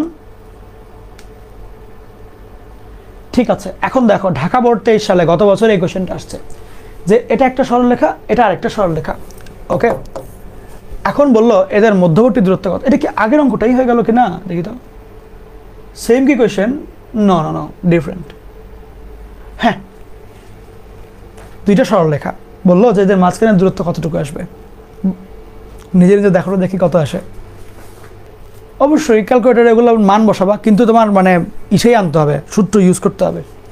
যাক, দেখো একটা সমীকরণ হচ্ছে 2x + 3y - 9 = 0, আর আরেকটা সমীকরণ হচ্ছে, এটাকে ভাগ করে নিবা, 2x + 3y - 7/2 = 0।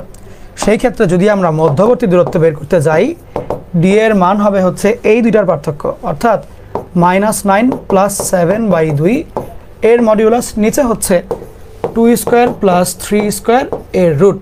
তখন দেখবো অটোমেটিক উত্তর চলে আসবে। লাইক এখানে হচ্ছে 3.5, এখানে হচ্ছে -9, তাহলে -6.5 আসে, -6.5। হ্যাঁ, -6.5 মানে কি 13/2, 13ওয়ালা দেখি তো নাকি, একটু ভুল বললাম কিনা, ক্যালকুলেটার দিয়ে নেই দেখি। -9 + 7/2 11/2, -11/2 এর মডুলাস, তাহলে 11 আছে, 11ওয়ালা অপশন তো একটাই, তাহলে এটাই অ্যান্সার। আমি ক্যালকুলেটারে জাস্ট উপরেরটুকু মান নির্ণয় করেছিলাম ক্যালকুলেটার দিয়ে, তো ক্যালকুলেটার আমাকে ভ্যালু দিল হচ্ছে 11/2, তো আমি দেখলাম 11ওয়ালা উত্তর কোনটা আছে, এটা, তাহলে এটাই অ্যান্সার। এবং হ্যাঁ, এটাই ঠিক আছে, কারেক্ট আছে। বুঝছো টেকনিকগুলো, বুঝছো? ক্যালকুলেটরে মডুলাস কেমনে দিতে হয়? দিতে হবে না, তুমি মডুলাস দিবাই না, যা ভ্যালু আসবে ওইটার চিহ্ন সরাই ফেলবা, পজিটিভ রাখবা, শেষ। এমনি ক্যালকুলেটারে মডুলাস দেওয়া যায়, ABS নামের একটা আছে, বাটন আছে, ABS। আমারটা আমি তো খুঁজে পাচ্ছি না, আমি তো কখনো দিই না মডুলাস, বিকজ মডুলাসের কাজ কি, মাইনাস সরাই ফেলা, আর তো কোনো কাজ নাই, স্পেশাল কোনো কাজ নাই, তো এটা এমনিই পারবা। আমি ভিতরের টুকু লিখেছি, লেখার পরে দেখলাম -11/2 আসছে, যেহেতু মডুলাস তাহলে মাইনাস দিব না, এই তো সহজ। ওকে, এরপরে এই অঙ্কটা হোমওয়ার্ক থাকবে, অ্যান্ড এই অঙ্কটাও হোমওয়ার্ক থাকবে, সেম। এগুলো বোর্ডের স্পেশাল অঙ্ক এবং ভালো করে করে আসিও। যাক, আজকের লেকচারটা এই পর্যন্তই। আশা করি সবাই ঠিকঠাক মতন সব কিছু বুঝছো, যা যা বললাম। তোমাদের কাজ হবে হচ্ছে বাসায় এইসব জিনিসগুলো ভালো করে প্র্যাকটিস করা, একই অঙ্ক রেগুলার প্র্যাকটিস করতে থাকবা। ওকে, তো ভালো থেকো সবাই, আল্লাহ হাফেজ।